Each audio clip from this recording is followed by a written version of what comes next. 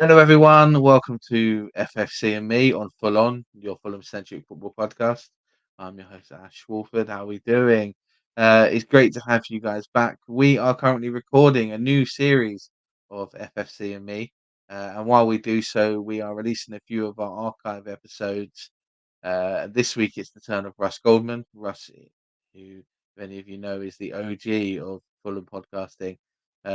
And he's a lovely guy. We get to learn what it's like for him being a fan in America, how he came about being a Fulham fan, and some of his experiences of being a Fulham fan, and his joy of coming over to watch us play at Wembley. It's a good interview with him. I hope you guys enjoy it. If you are interested in joining us on the new series of FFC and Me, send us a DM on Twitter, or send us an email fulonfulham@gmail.com, and we will try and get some more people involved. Thank you very much. Hope you enjoyed this interview, and we'll see you soon. Hello, everyone, and welcome back to FFC and Me. I'm delighted to be joined by Cottage Talk host Russ Goldman. How are you doing, Russ? I'm doing well, Ash. Thanks for having me on. That's a pleasure to have you on. Can just for the people who don't know you, just tell us a little bit about yourself? Sure. Well, I live about 45 minutes outside of Boston, Massachusetts, in a town called Walpole, Massachusetts. It's about 10 minutes away from where the New England Revolution and the New England Patriots play. Okay, so me and Russ have spoken a bit in the past because we have some stuff in common. I'm a big Boston sports fan. I'm a massive Red Sox fan, so sort of have quite a lot of experience of doing this the other way round in the sense of being in the UK and following a team that are sort of where you are as you do with Fulham. Yeah, Um, it's good having that in common. Russ, just tell us how long have you been a Fulham fan now? Well, it goes back to 2007. Actually, I was looking for a Premier League side. I tried a couple. I don't want to name their names, but it wouldn't take. I will just say this, that my father grew up, I kid you not, in Chelsea, Massachusetts. So as you can imagine, I did try that. Thankfully, that did not become the club that I wanted to support for many reasons. But I wanted to give that a look. My father actually watched a little bit of Chelsea over the years as well. But no, Chelsea was not going to be my club. What ended up happening was Clint Dempsey played for the New England Revolution. So I thought, well, listen, I'm going to give Fulham a shot here. I'm going to try them. He's going to be playing with them. Now, I did not really follow Fulham when he first came over to the club. I started the next season. That next season, I actually moved into my new house where I am right now. And I remember listening to a lot of broadcasts over here talking about you don't need to support one of the big clubs. Find a club that suits you. So I thought I would try Fulham on for size to see if it would fit. And it turned out to be a perfect fit for many reasons. One, I had, you and I have probably already have this in common that Craven Cottage reminded me of Fenway Park. So I'm like, okay, I can see this. So I'm going to give this a shot. And the type of club that Fulham are is a family club. I'm used to that over here with the teams I support. So I thought I would give it a chance with Fulham, and that's how it all began, Ash. To be honest with you, Fenway Park. I visited Fenway Park on a family holiday. That's how I sort of got into. I was a baseball fan, but never really had a team. And visiting Fenway Park, the very reason why I fell in love with the Red Sox was because of how much Fenway reminded me of Craven Cottage. So I absolutely understand that as a way to come into it. Russ, on a sort of typical match day, how easy is it to follow the club? Sort of what you do to keep up with games? Well, what's interesting is that it's changed a great deal, Ash. When I first started supporting Fulham, it's going to sound crazy because over here, the coverage here, I would say, is better for Americans than there is for people in England.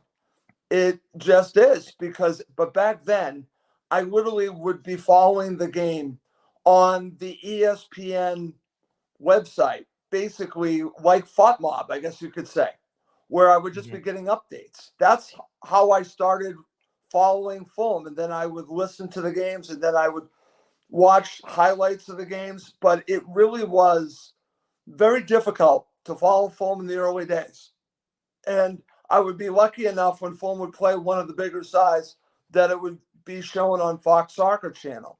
And very early on, the first match that, and I know you were going to ask me this, but I'll just go to the first match. I watched Fulham. So the first match that I ever saw Fulham play was against Arsenal at the Emirates. And Fulham ended up losing that match, but they took the lead, and unfortunately it wasn't their day. But I was hooked from that point on. And it's funny because I was hoping, if I remember correctly, Dempsey came off the bench, and I was always thinking, it's like, why isn't Clint Dempsey starting? And that's what got me to learn, really, that you had to earn your way onto a Premier League starting 11. I'm thinking, well, he's a star over in the U.S. Why is he not starting for Fulham? So that actually started my education, to be honest with you, because at this point I was still really, I was checking out the Premier League, but not to the level that obviously I am now. So my love of Fulham was also really enhanced at the very beginning. And I picked a very interesting season to really start following Fulham, and that was The Great Escape. And actually, I think that had a great deal to do why I became a Fulham supporter, Ash, because I went through that. I went through that experience of learning about relegation, learning how dangerous Fulham were to going down to the championship. And the pundits over here just banging on and on how Fulham were going to get relegated in January. And I'm thinking, it's January. Why are they so focused on telling me that Fulham are going to get relegated? I'm going to call out a pundit over here, Keith Costigan, who I actually tweeted to years later to say you were wrong about that, by the way, that Fulham were going to get relegated. But that's what really got me into Fulham was The Great Escape season. How easy was it to follow the club sort of after the relegations? Like, how easy was it to follow Fulham in the Championship? Was it just as easy, or was it a lot harder? It was harder, to be honest with you. It's been an interesting journey, and other American supporters, and maybe even supporters around the world, can back this up.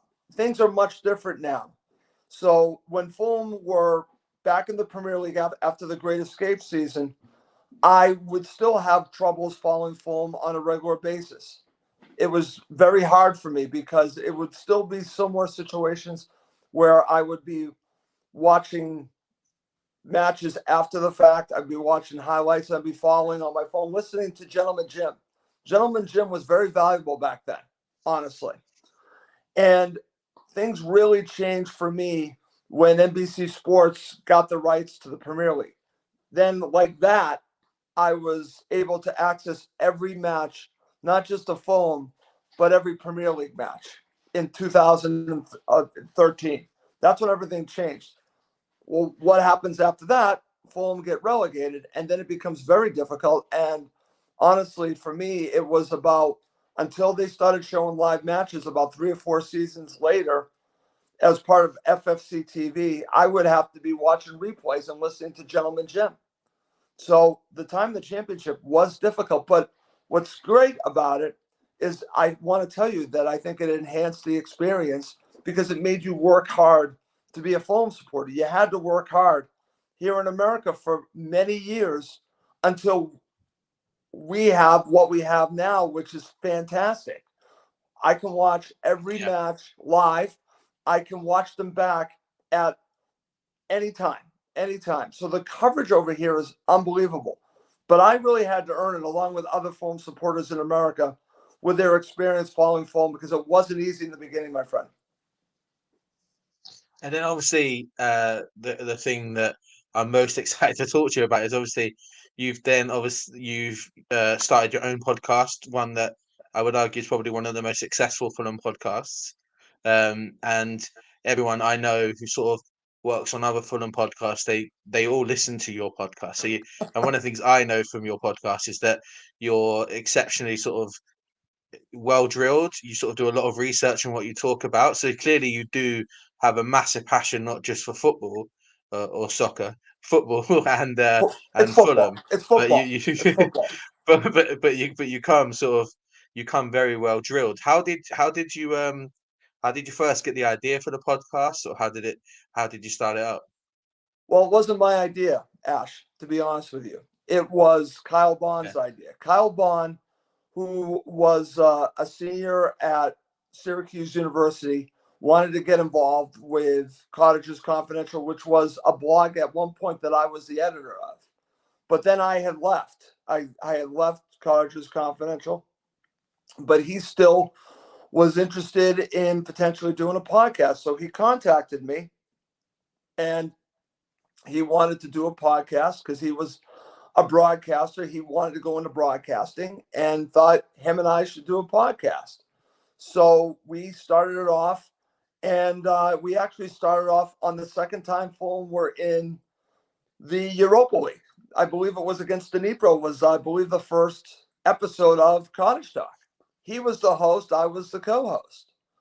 And we kept on doing the episodes, but then Kyle got a job in, of all places, Perth, Australia. And he was covering baseball, of all things, in Perth, Australia. I can't make that up. That's exactly what happened back in 2011. And we could not make it connect. We tried everything. We couldn't connect. So Kyle kind of went out on his own, and then it was up to me if I wanted to continue with Cottage Talk. So I reached out to Dan Crawford, who is a very close friend of mine from HammyN.com, if he'd be interested in joining me. And he was. And then he got some of the writers involved with HammyN.com, and they were such a big help with me keeping Cottage Talk going. Because without Dan and his writers, Cottage Talk would have died.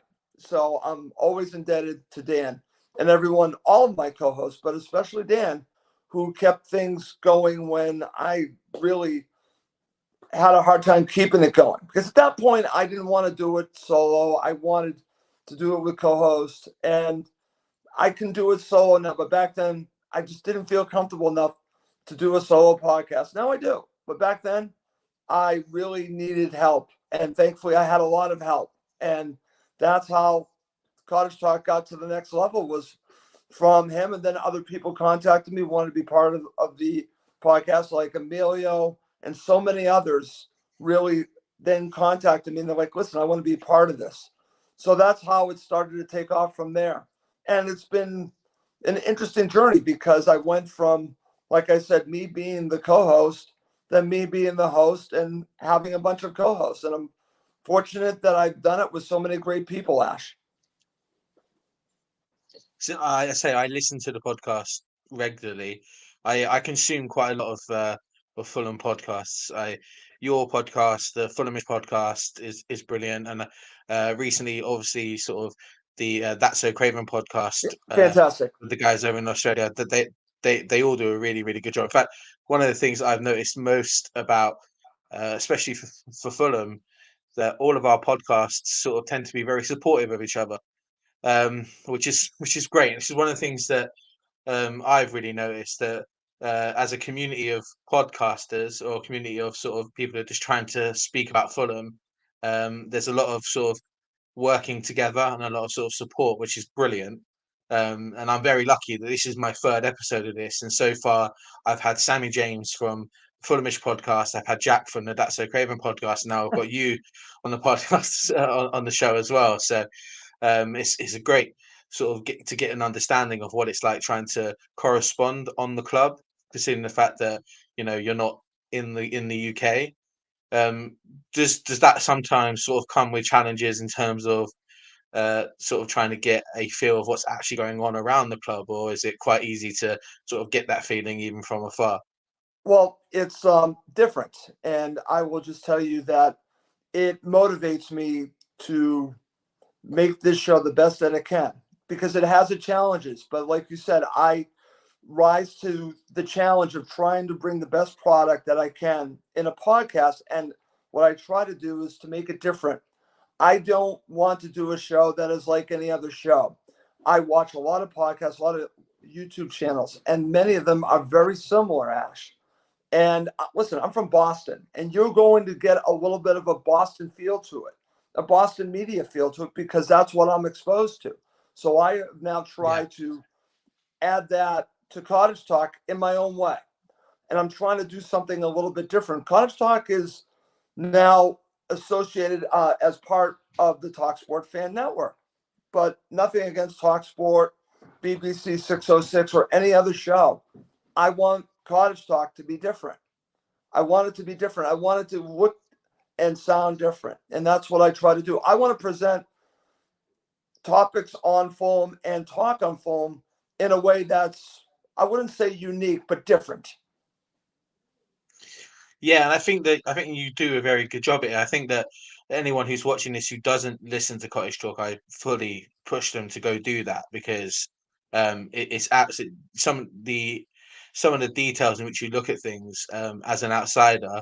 Um, I mean that in the most respectful way I can say it, but sort of someone who has like a slightly different approach to sports than we do, you sometimes come up with really sort of different views, and not in a way that they're wrong, but No, in a way that they're completely different perspectives. And I've a couple of times while listening to your show gone, especially after sort of certain results, maybe being a bit heavy, hot and heavy in the mind, and listen to your show, and then sort of actually some of that quite makes sense, and it sort of spurred that down. So I really said I really enjoy the show. I've listened to it for quite a long time. So I fully hope that you guys keep it going for as long as you can. well, thank you, Ash. And what's interesting, I'm glad that you brought this up because the fascinating, and I'm sure Sammy and Jack can attest to this, it's a different challenge after a Fulham loss than it is after a Fulham victory. Let's just call it what it is, or even a draw. It's different. But I will tell you, I actually look forward to doing a show after a loss, not because I'm happy Fulham lost. I'm devastated that Fulham lost, but it actually becomes a therapeutic situation for me because I get it off my chest. I get to vent. I get to get that out. I know when I do it with Emilio, he says the same thing. It's like we've done the show and now we move on to the next match. It's almost like we are getting it off of the plate and now we're moving on. We are now moving on to the next opponent. And that's what I hope Fulham, Marco, and the players do. They review their match. They come in the next day. They look at what went wrong, and then they move on and they prepare for the next match. We're kind of doing something similar on Cottage Talk. We are moving on for after we have dissected what went wrong. Yeah, I agree. I think it's great. We'll just go through a couple more things that we have, like in the getting to know you section. One of my favorite questions to ask people is, do you have any sort of superstitions or anything that you do for sort of luck for a game, or are you just sort of nothing I do can change it sort of person? It's funny because the one thing that I generally do, and I wouldn't call it's not unique. It's not unique. It's not really kind of a luck thing, but I just do whatever I can at any point wherever I am to make sure that I'm refreshing at an hour before the match that Fulham Twitter account. And I do that. I wouldn't say it's for luck, but I do it every single match. I want to be there right when that starting 11 comes out. And that's a ritual because I do it every single time. I'm refreshing and refreshing, refreshing because I want to be one of the first ones to get that starting 11. So I don't know if you want to call that a ritual, but in a way, it probably is. Yeah, okay. I completely understand that. I do the same thing if I'm on the train heading towards the ground, or if it's an away day and I can't go. I'm pretty much the exact same sort of. I need to know the starting 11 Yeah. sort of as soon as I physically Yeah. can, because it's either going to put my mind at rest for the Yeah. game, I or have it's going one to send other me a bit thing. nuts. I have one other thing that I do that I've really been doing this season. And this is what I actually would call a ritual because generally speaking, the day of the match, I am calling a friend of mine who lives in Spain, Steve Reynolds, who's been a co-host on the show. And that morning we are getting ourselves ready for the match. We do that every match. I'll call him in the morning. He's in Spain. There's a time difference here. Doesn't matter. Him and I are talking every single day before the match to get ourselves ready for the match. So in a way, that's a ritual. I, but that's to me that's sort of natural preparation for a game, because Yes. if everyone sort of does that. If you're going to if you're in the UK and you're lucky enough to go to the game, you sort of do that Yeah. on the way to the game, don't you? If Exactly. even if it's a game you're not going to, you usually sort of in a WhatsApp group with somebody going like, Right. what's that starting 11 and what's that? So Right. I completely get that. Russ, we're going to move on to onto your personal top threes. This is my personal favorite section of the show because it gets to look a little bit into your preferences. There's no right or wrong answers with these. It's all just about sort of a bit of fun, especially when you look at things like Yep. kits or Okay. goals or moments. They don't have to be because they were the biggest or the best moment for the club. It could just be because how they meant for you personally. Sure. So let's go with your first top three. What were your top three favorite Fulham goals? Okay. I gave this some thought. Number 3, and it's interesting because anyone that listens to the show might know that I have a friendship with the person that this was scored on. But number 3 would be Dimitar Berbatov against Stoke City. And my friend was the goalkeeper. I'm actually friends with Asmir Begovic. And at the time, he was the Stoke City goalkeeper. He's a Patriots fan. That's how we became friends. He's actually been on my show, Patriots 4th and 2. So that's number 3. We've actually joked about how that goal against him from Berbatov. So that would be number 3. Number 2 would probably have to be Joe Bryan's first goal against Brentford in the playoff final. That would be number 2 for me. To me, that was dramatic. And then number 1, I have to go for Dempsey against Juventus. I don't think I can argue against any of them. I think that Berbatov goal, the technique to score that goal was outstanding. And I can remember I was sat sort of right behind it when it happened, and when he hit it, it just looks so clean. Yep. It was definitely a really good goal. The Joe Bryan goal, I don't. It's obviously it's not the first time it's been mentioned on the podcast. I think a lot of people really love the Joe Bryan goal, Yeah. mainly because of who it was against. But I think it also helps that it was when he scored it in sort of extra time of a playoff final to pull something off so say cheeky, but to pull something off so sort of daring was pretty impressive. Yep. And the Clint Dempsey goal is I think one of the first goals I've ever seen, and when he chipped the ball, I think it took about 20 years to go in. I think I aged about 5 years just waiting for it to hit the back of the net. So they're all very good goals, and I think they're all sort of worthy to be anyone's top three personally. So Ash, I won't argue. I won't argue with that. you know what's funny in that Juventus match? I could probably name 3 of the goals. Not just the Dempsey goal. I could talk about the Guerra goal. I mean, there are different goals you could talk about here. Bobby Zamora. I mean, there are so many moments in that match that I still am extremely fond about. Actually, it wasn't Guerra. It was Simon Davis. I'm sorry, boy. There's a Goldman for you. It was the Simon Davis goal. Yeah, I think that whole game was just something special, wasn't it? It's one of those moments that, as a Fulham fan, you know exactly where you were when you watched it, or sort Yeah. of if you were like myself, you're lucky enough to be there, then you will never forget it. It's one of those games that I bore my kids talking about now still. So Yep. this season's been very good. So we're talking about, well, potentially thinking about Europe, and I think I bored my daughters to death talking about that goal. So it's not that shocking.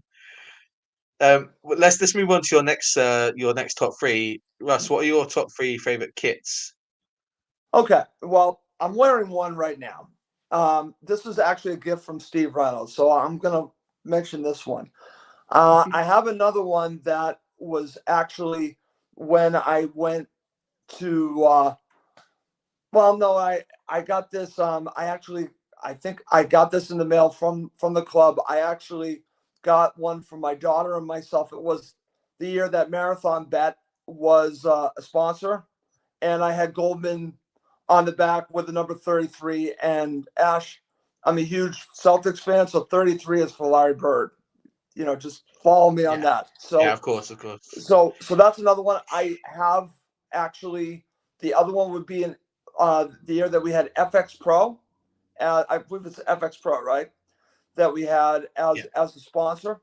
And the reason why I'm going to say that is because I have a signed, worn Dimitar Berbatov shirt that is hanging up in my family room that I got from the club. The club actually sent me the Dimitar Berbatov signed shirt because I could talk about some of my favorite moments, but one of them was when that was offered to me when I made my first trip to London.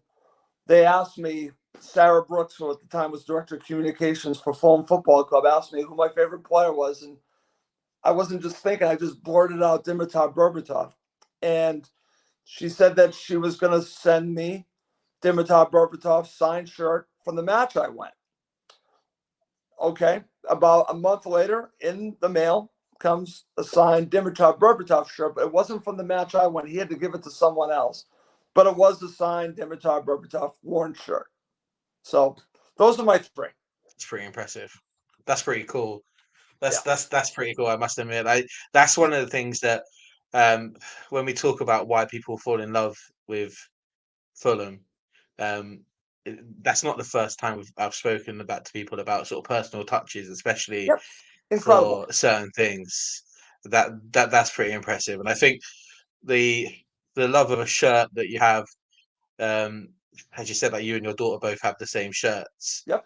I take an awful lot of joy in when my kids wear Fulham shirts, and I live in London, but I live in Croydon, so the part of London I live in Yep. is very close to Crystal Palace. So a lot of people who live near me are sort of Palace supporters, or or the big six who naturally just get about everywhere.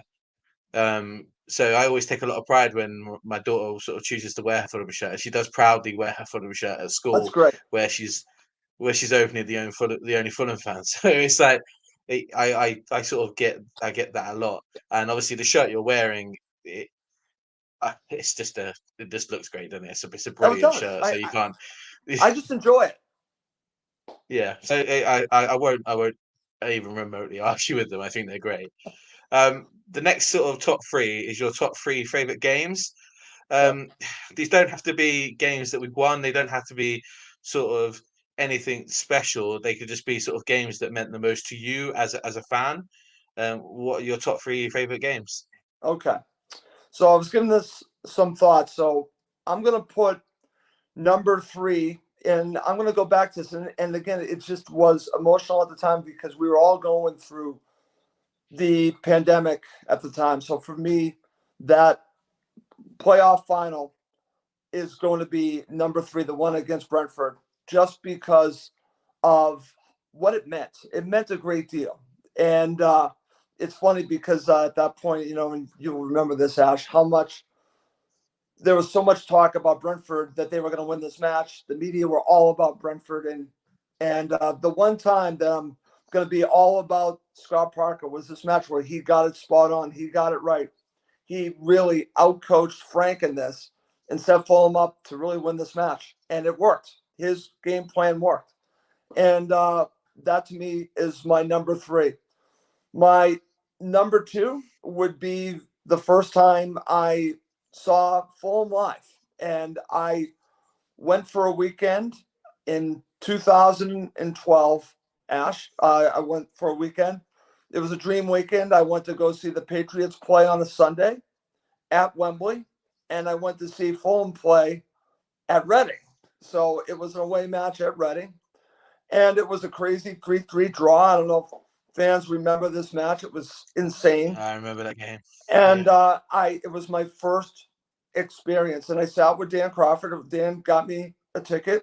We sat in the way end, and it was just such an incredible day. Just being there, being amongst the Fulham supporters for the first time, is something that I will always cherish. I will always remember. Was that match? It's hard for that not to be number 1 because it's the first time I saw Fulham live. However, number 1 has to be the playoff final at Wembley against Aston Villa. That has to be number 1. And I was lucky enough to go. And I went with Emilio. Emilio was nice enough to have me stay with him in his house. Wimbledon. He was in Wimbledon. And I took an overnight flight, and a very terrible flight, Ash, if I'm going to be honest with you. Barely slept. Next thing I know, I'm being picked up at Heathrow by Emilio, and 5 or 6 hours, I'm on the train heading to Wembley. And it was that quick. I literally off the plane, got some food, got some breakfast, and then next thing I know, we're on our way to Wembley. And it's going to be hard for that ever to be beat, my friend. That to me is such a huge moment for me. I think the only thing that will beat that is when I can actually watch a match for the first time at Craven Cottage. I still have not been to a match at Craven Cottage.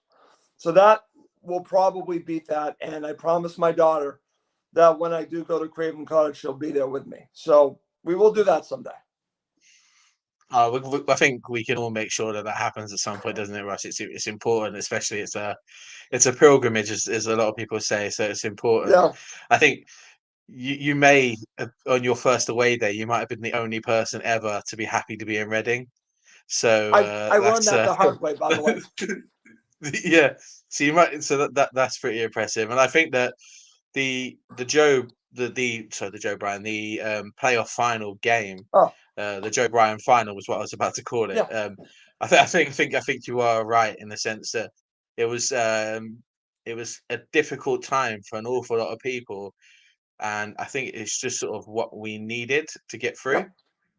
So I think that the game wasn't great.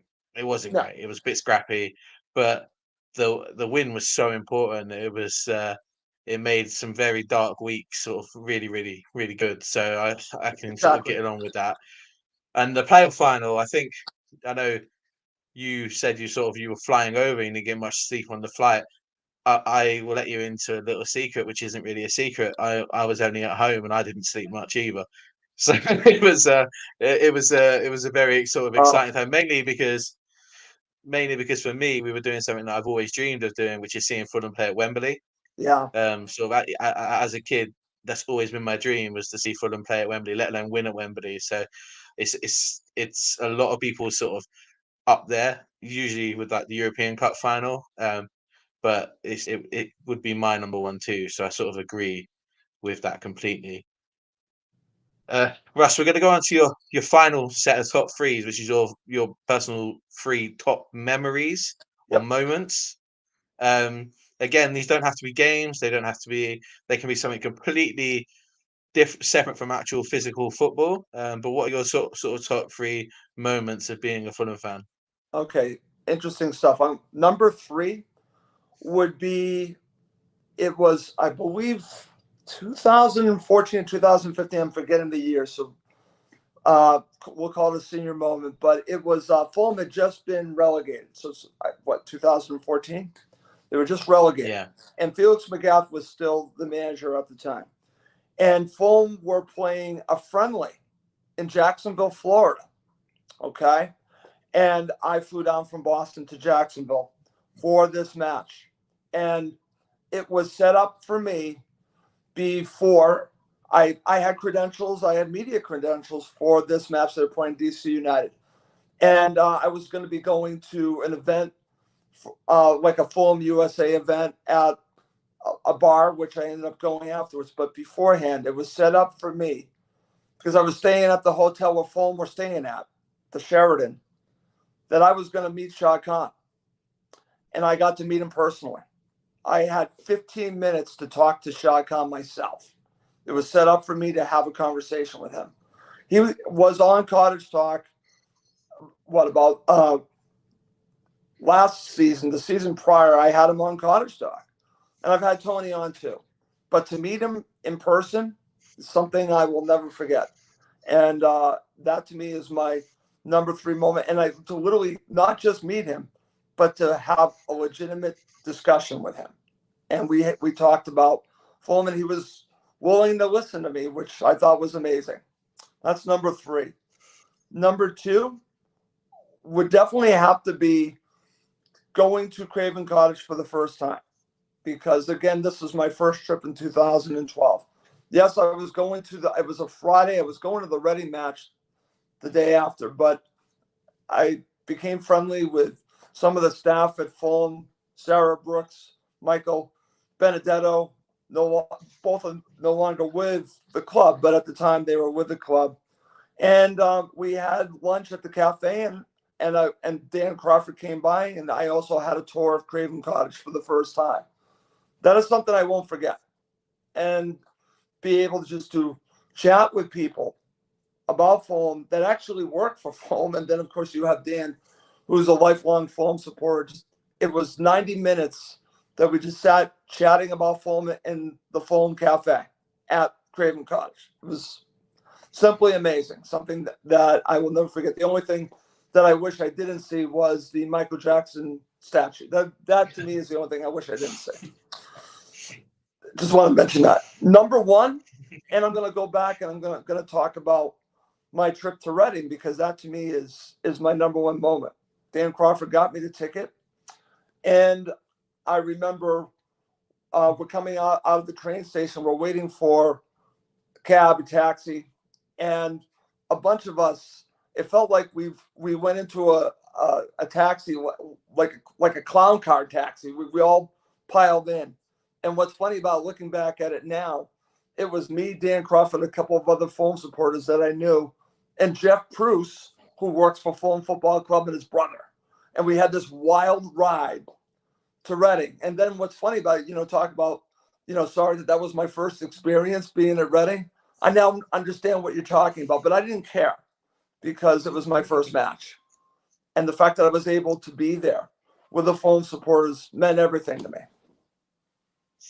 Yeah, I can completely understand that, especially like many people have sort of memories of their first away games. I'm fortunate enough that I've been a Fulham fan my whole life, and my whole family have gone home and away forever. So I've been going to Fulham matches literally since I was a baby.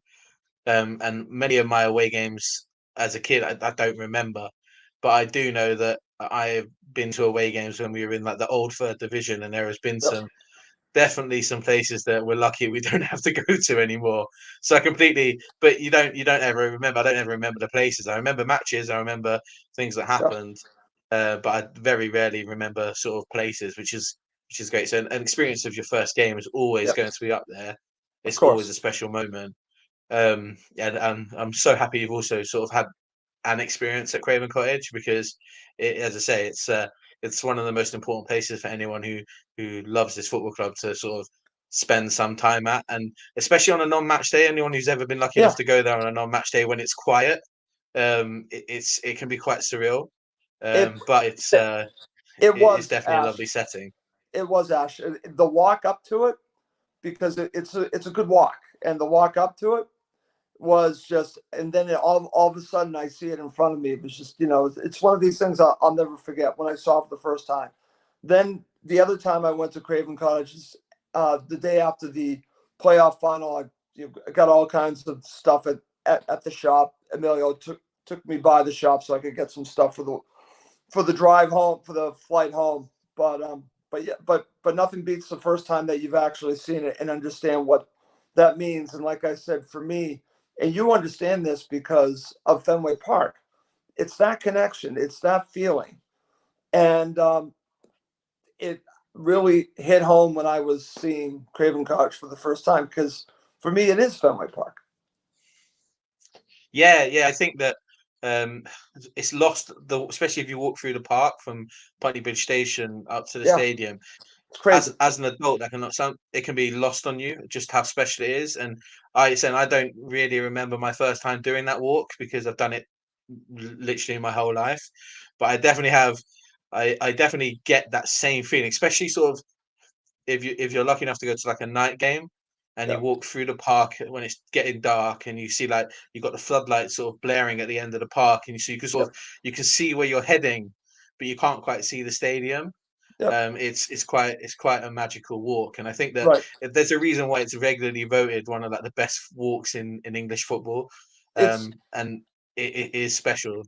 It is special. The only other walk that I would say compares to it in a different way, because again, it means a lot to me on two different occasions, was the walk up to Wembley. The walk up to Wembley is special, obviously, And being able to walk up when Fulham are playing in a final, I mean, that is just insane. That is something that I will never forget.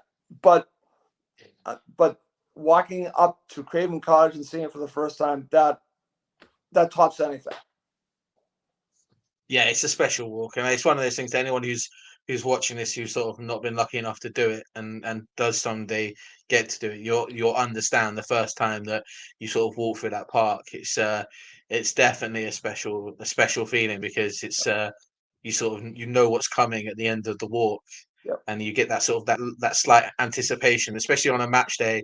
If you're a little bit nervous about the game that's about to happen, you sort of find that when you get halfway through the park, you get a little bit of like the bubbly feeling in your stomach of excitement of what's coming on. And it's definitely special. And it's saying, it's sadly it's lost on a lot of people now, who sort of done it so many times that they forget about it.